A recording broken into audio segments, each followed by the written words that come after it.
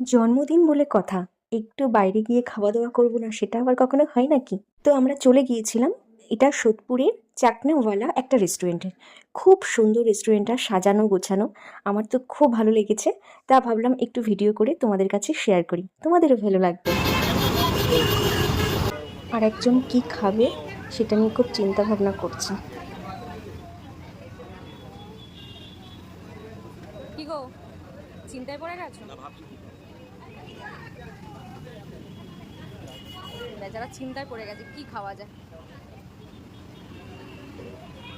Order তো আমরা অনেকক্ষণ আগেই করে দিয়েছি, কিন্তু খাবারটা আসতে অনেকটাই লেট হয়ে গিয়েছিল। ডিনার আর স্টার্টারটা আমাদের গায়ে গায়ে হয়ে গিয়েছিল, একটু পরে হলে ভালোই হতো। কিন্তু দেখো, এখানে স্টার্টারে আমরা চিকেনের একটা আইটেম নিয়েছিলাম, কিন্তু এখানের খাবার খুব খুব ভালো।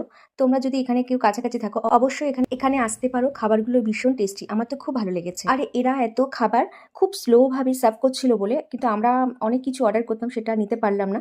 কেননা অলরেডি আমরা ডিনার অর্ডার করে দিয়েছিলাম, তাই আমরা আর কিছু নিতে পারলাম না, এটা খেয়েই চলে আসি।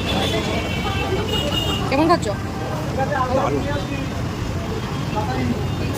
দেখো, আমাদের ডিনার চলে এসছে। ডিনারে আমরা নিয়েছিলাম মাটন বিরিয়ানি, কিন্তু খুব ভালো খেতে।